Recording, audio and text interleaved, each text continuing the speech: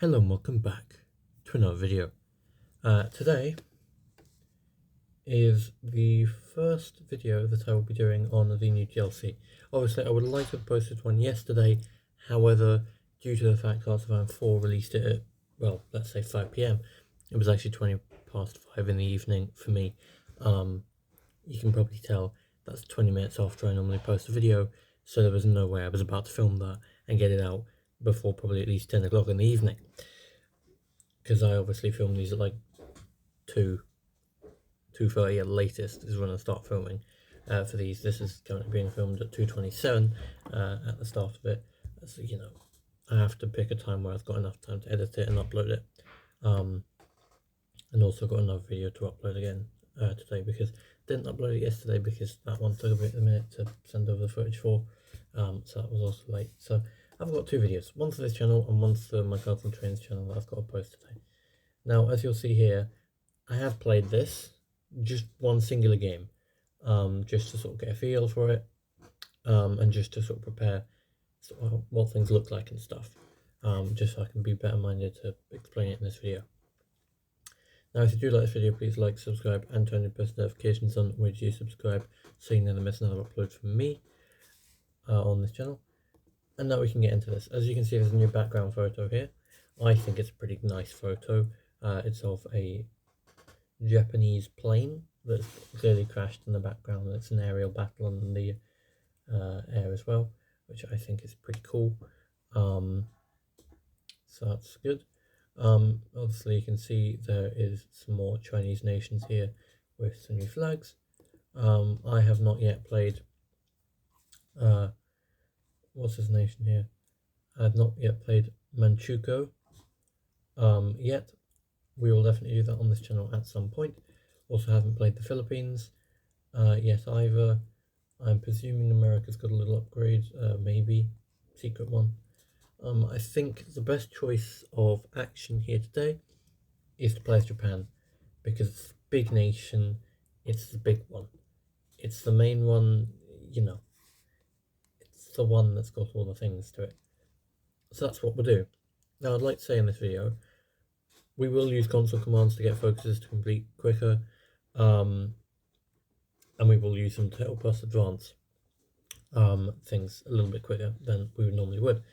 And that's just simply because if we don't, then we could be here for quite a while. And also this is maybe a standalone video or a series, or I don't know yet. This might be that we post this episode, and then we post a bunch of episodes on the other nations, and then we come back to episode 2 of this series. It might be something like that, where this is a series, just that this is episode 1, then you have a break of a week, let's say, and then we come back to episode 2. It could be something like that. So just warning now that might be the case for this video. But first, I think the main key thing is we need to go in here and we need to have a look at their focus tree and sort of have a little look around it.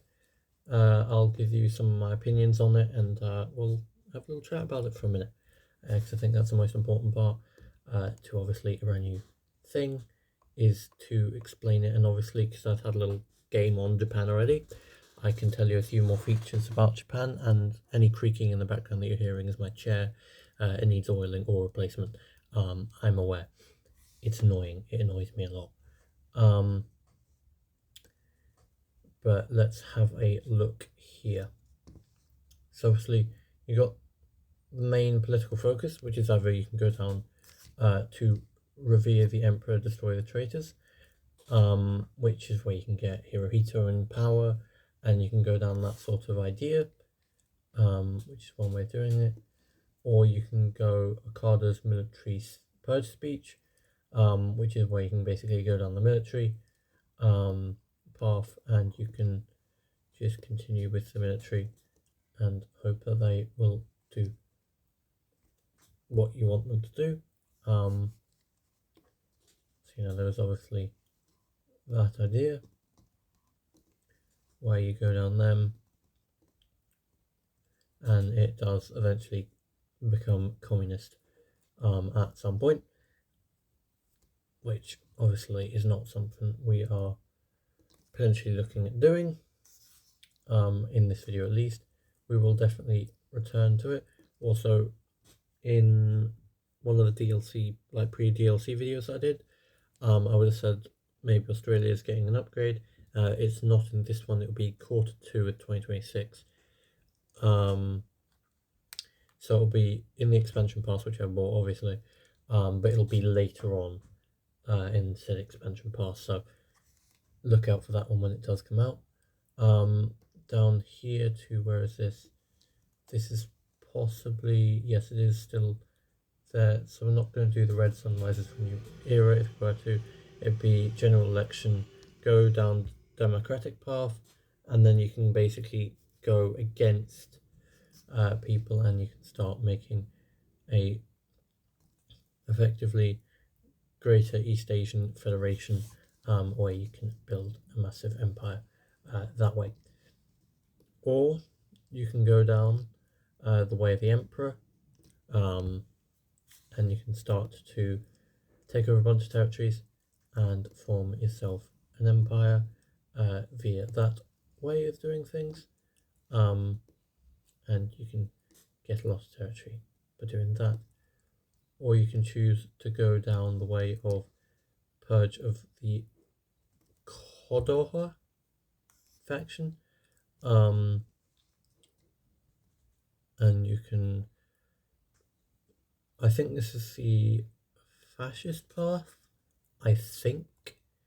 Only reason I'm saying that is because, well, you have two options here. You can either go down what looks to be the pro-Chinese way of doing things, or the more nationalist, New Order. Yeah, you can sort of go, it's a mixed path, the fascist one, where you can go down to expanding things and form the Greater East Asian yeah, I can't even say that thing. Eternal Empire. Yeah, you can go down towards China. Yeah, so there's that option, obviously, there. I think for the sake of this video, we are going to do, we're going to do probably some fun or whatever. Obviously we can't do any focus yet, because what you do have to do is you have to wait until February 26th of 1936 is what I'm supposed to say. So no, we won't play the game here. What we'll do instead here is I'll explain a bit about the Navy here, because the Navy's had an upgrade. So the naval system is a bit different now than it was before, as in, now the Navy doesn't work to the same method or to the same way it did previously. It's very much a different method, a different way of doing things entirely.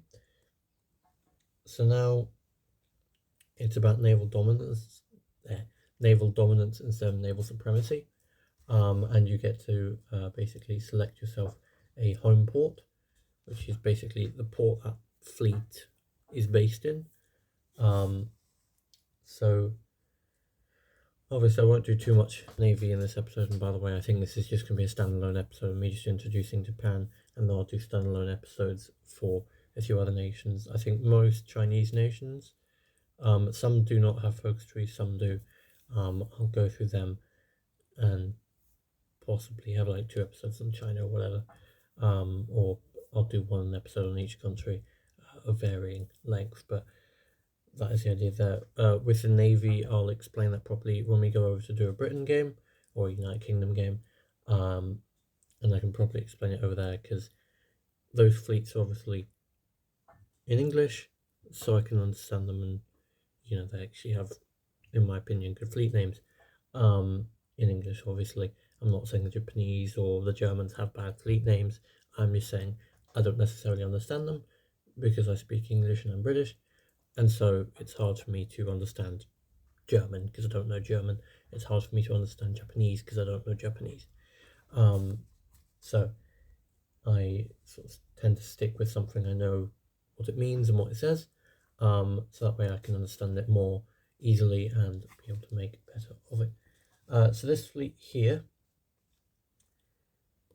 I think, right, so yeah, the naval headquarters we've got is in Hiroshima, which, considering historical events, possibly a bad place to put that, to be fair. Personally, would not put it in Hiroshima, but that's just because I know what happened in real life.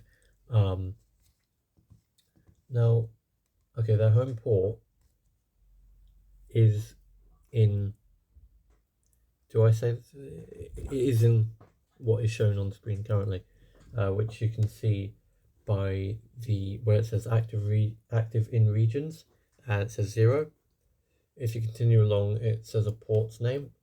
That is the active home port, which you can see there. We'll change it here.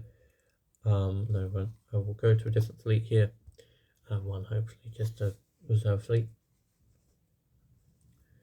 You know what, we'll take I mean, half of these fleets will be needing to be sorted out, but I don't have the skills to sort them out at the minute. But say we wanted to change it from Yokohama here, and we wanted to change it here. You can see all the ports that we've got. So we could change it to Takao, Hiroshima, Yokohama, Missouri, Motsu, Truk, Ryojun, Fuzan, Osaka, Kuril Islands, Naha, Kwajalein, Gunsan, Kaishu. You know, we can put it in many different ports, and we can obviously move its home base around a bit. Now, obviously, there's some other features in the game that are new with this update. One of which clearly is whatever this is. What? Huh? Okay, they've updated the battle plans. Okay. I was unaware they did that. Tells you just about how much I've looked at this so far, which is not much, because I've just been having a little fun preparation game.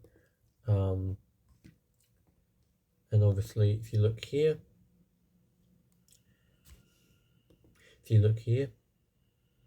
or if you don't, you don't have to, because apparently the game doesn't want you to, where it says create faction here. What you'll be able to find when you do have a faction or you are in a faction is that you can basically give your faction goals of, like, occupy China, or take over Pacific, whatever it is that you decide to tell your faction is a good idea to do. It will do that. So that's effectively a little feature for that. And obviously all the what are they called, profile pictures of leaders and other important people have been changed and switched around and given new profiles. And as you can see in here in the political advisor section, everyone has pretty much got a new picture, which is nice to see. Everyone getting upgraded and brought into the new DLC, which is good. Is there any other new features? There could be. Let's show you the intelligence agency. So you got section 3, or this other one that is better to auto complete. Here, so yeah, you've got some new intelligence agencies here. We'll wait until we won't do that in this video, but we will in a future one. Now, if we assign him, we'll just assign a random scientist here, and we'll just go through and look at the Navy and some of the new things they've got. So obviously, most original ones here, nothing new yet. Still same thing. And then we get into support ships, which is a new thing. So support ships, brand new to this DLC. It's a new thing entirely. So support ships will help maintain our superiority at sea by keeping our fleets afloat and effective even during prolonged deployments. So effectively, they're like convoys, but they're actually a proper ship that you can deploy places, and they will help you with naval dominance and keeping it up, because they will help supply your ships. Sorry for that, I was yawning. But yeah, they help you supply your ships, which helps you continue to create and keep naval dominance. Next, we get into an escort carrier, which is new. I'll just give you a description of it here. It's to safeguard our supply lines. We want to develop smaller, more economical carriers, providing cost-effective air cover and anti-sub capabilities across oceans. So effectively, an escort carrier is, like what an escort ship would be, which is to escort people or ships places, mainly ships. But it's an aircraft carrier version of an escort. So it's, obviously got the capabilities in an aircraft carrier, but it's also got the capabilities in an escort ship, just combined into the two. So if you want to move, let's say, from the port in Yokohama across to a port in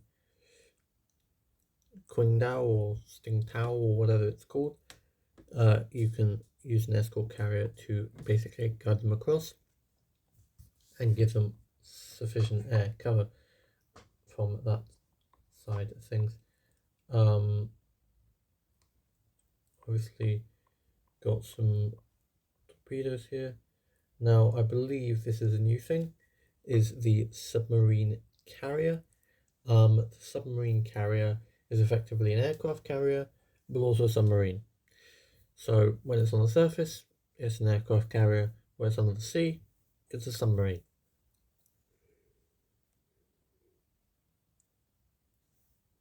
And that's effectively the point of that one, is it can act as both, or it can act as one or the other.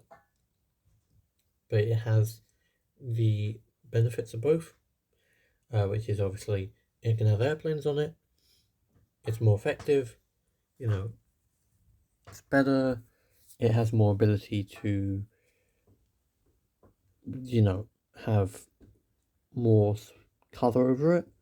So, it can deploy aircraft to help other submarines or destroyers or whatever. And I think a good thing with it is, if you would use it as a submarine, for example, you can basically, under the radar, sail it into the battle zone or the battle region, where you're in the middle of a naval battle. It can surface, then suddenly you've got an aircraft carrier in the middle of the enemy fleet, and the enemy fleet can be wiped out. It can sort of do that thing, I hope, and I hope they've built that in, where it has that sort of capability to do so, which would be quite nice to see. Now, I do also believe here that there is some new ships here, potentially. Obviously, Japan has things that look different from other nations because, what in the world? What's this? Rangers? But they're why are they walking past a Christmas tree? I don't know anymore. Unlock the 3-division template. Enables Rangers.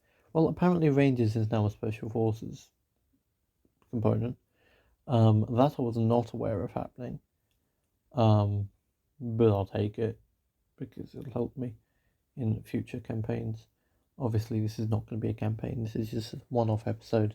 And if I want to return to a proper Japanese series, I will do so.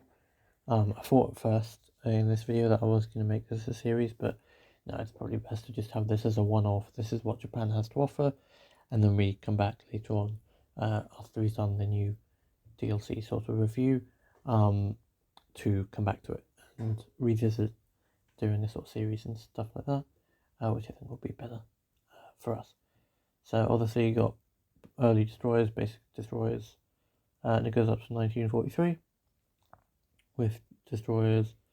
You got cruisers, heavy ships, carriers, and then improved submarines up to advanced submarine. I'm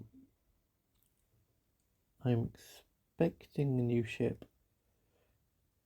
Yeah, there you go. So you got the new improved repair ship, which would be nice if I knew what it did. Has completed special project support ships. Right, so I think it's about support ships. So effectively, I believe it has something to do with support ships also having like repair abilities and stuff. So with a support ship, obviously it goes around supporting things like taking food, goods, and ammunition or whatever else, weaponry, parts, whatever, to the other ships, but also might have a repair crew on it, or it goes around specifically for the purpose of repair, or specifically for the purpose of support, refueling, whatever else it might be. So I think support ships are going to play a really big role in the new sort of way of navy, because obviously the way of old and how navies were previously, I think, is gone now. I mean, you can probably take some elements across, but I think the way they were being used before, I think, is changed, and I don't think we're going to look back from it, because I think the navy is now going to be 100 times better, which should be really good, because that's, I think, I mean, for me personally, I mean, people can disagree with that, and that's fine. They disagree, and it's fine. But I think for me, I never really understood the navy quite properly. And I always found it like a little bit more difficult to fully understand it and fully understand the dynamic of it. But I think in the way that it is now, I think it's much more easy to understand. Because now you need to get a certain amount of ships in a zone to gain naval dominance. And then it's a lot harder to lose naval dominance, whereas before, if you had to go to a port for repair or whatever, you would lose that naval dominance. But I think this one will be a lot better now, because of this upgrade. So that should be good. I'm surprised they included 1950 here as an end date, for this tech tree. Normally they wouldn't do that to my knowledge. But yeah, definitely they pushed further on that one. Obviously you got 1946 tech here with some parts of tech.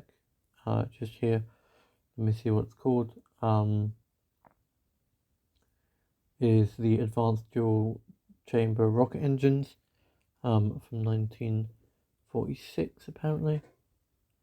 And then obviously we have this normal industrial sort of tree over here, in which is more the like industrial focuses at research and all that, which obviously we will not be doing research in this episode, as mainly we're just talking about what's new and what's here now.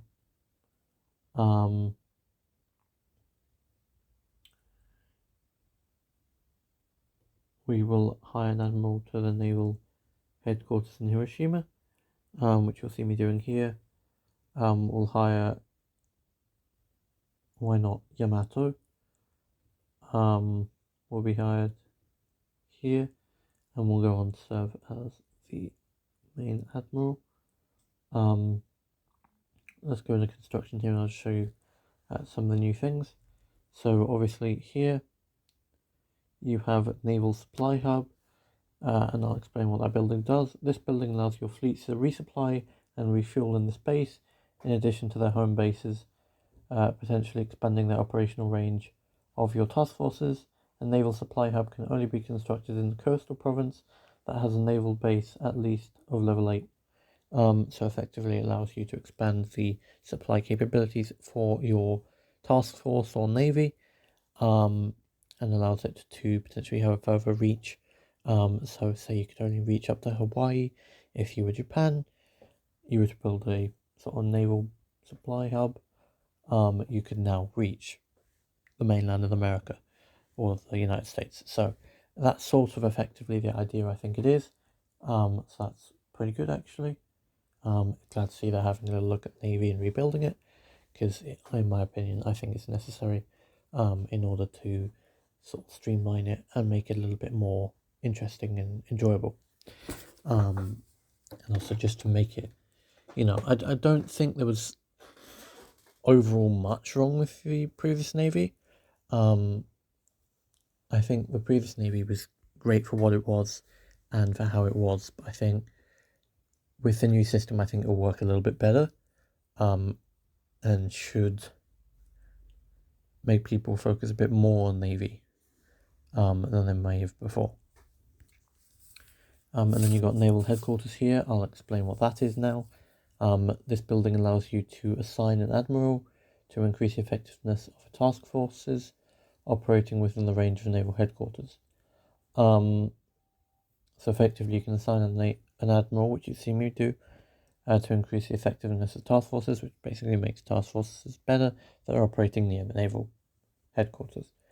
Up to 3 headquarters can have an admiral assigned at the same time. So you can only assign admirals at 3 headquarters before you have to take one off somewhere else to assign.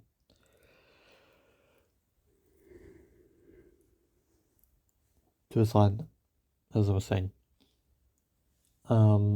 Naval headquarters can only be constructed in a coastal province that has a naval base of at least level 8, which is the same as a supply hub. I think, they just want to make sure the naval base can handle the extra load of having a naval headquarters or a naval supply hub,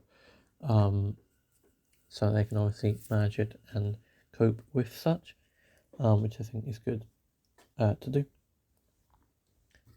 But yeah, that's pretty much my opinion on Japan. I'll give a little overall rating. I think the Navy is very good and should do quite well. Obviously I want to have a little bit more play around before I give a proper rating on it. So you have to keep checking in here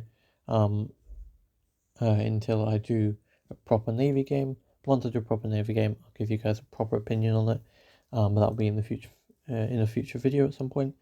But as for Japan, obviously having played a bit of it off camera and sort of just had a little play around with it and just sort of seen how things work with it, I think personally I'd give it a solid 9.5 out of 10. I think it's really good. I think it's a lot better than the old focus tree. It's a lot easier to manage and definitely a lot of an upgrade. It's definitely necessary. Because the old focus tree, as I was saying previously in one of the previous videos I did, previous 2 videos, it was quite hard for me to manage it around and understand what I was doing, and the focuses weren't exactly clear. Like, you couldn't exactly tell that this is how to do, Pearl Harbor or whatever. It was quite unclear, and it was unclear what focus took you to war with China or whatever. But I think this is much more clearer. It clears things up, and it even gives you more things, like you can go into Mongolia and take them as well, and I think that's pretty good to see, and also helps you sort of understand things a bit better, so I quite like that. But yeah, overall 9.5 out of 10 for Japan. I think it's improved massively, and I think it will be very fun to play, as I have experienced so far. And yeah, would recommend it, and definitely would recommend getting the DLC. You don't even have to get the expansion pass, because obviously DLC comes separate, but I obviously got the expansion pass, so I don't have to continue to go back in the future and look for all the other DLCs that are coming out. I can just get them all now, and then when they come out next year, I can just have them immediately as of release. So I think that is pretty good. But yeah, Japan, good upgrade, worked very well. And yeah, I shall see you all in the next video. If you did like this video, please like, subscribe, and turn your post notifications on when I do subscribe so you never miss another upload from me. And I shall see you all in the next video. Bye for now.